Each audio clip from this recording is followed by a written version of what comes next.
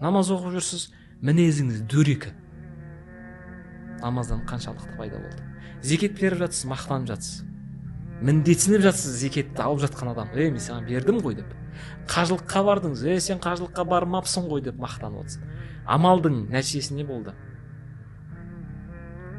Махаббат пайда болды ма? Бір-бірімізді кешіре білдік па? Бір-бірімізге шынайы бауырым деп қарадық па? Жоқ.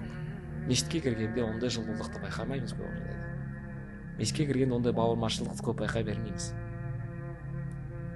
Неге? Себебі біз амал деген тарапқа түсіп кеттік та, амал алып кеттік. 30 жыл бұрын нені бастадық біз? Амалды бастадық. Менің өзім намазға жұмадан бастап келген. Көпшілік намазхандарды сұрап көрсеңіз, мына намазға, дінге дейікші, негіз діндеміз ғой біз енді. Тура жолға, Алланың бұйрығына қашан бет бұрдың, не себеп болды десең, намаз дейді көпшілігі. Екіншісі, көп жағдай айтады, көпшіліктің айтады, ораза.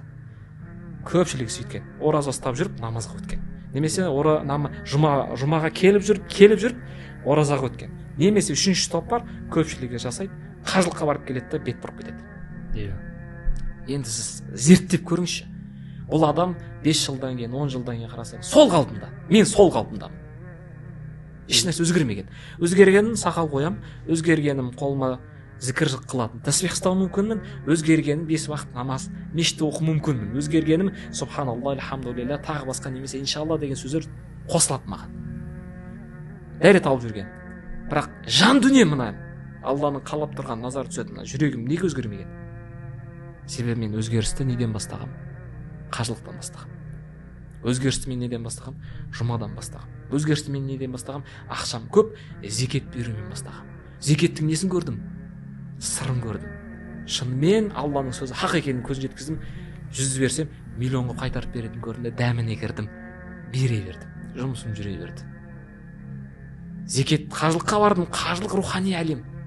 Содан келдім де, мына ортаның шіріп жатқан, сасып жатқан көрдім де, намазға кіріп кеттім. Оразада денсаулықтың күшейгенін көрдім.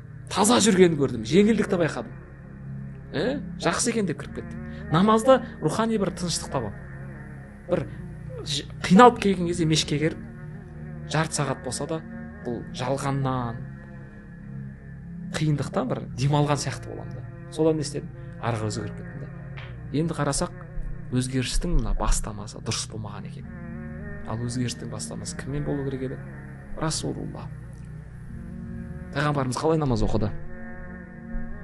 Пайғамбарымыз қалай қажылық қылды? Пайғамбарымыз қалай зекет берді?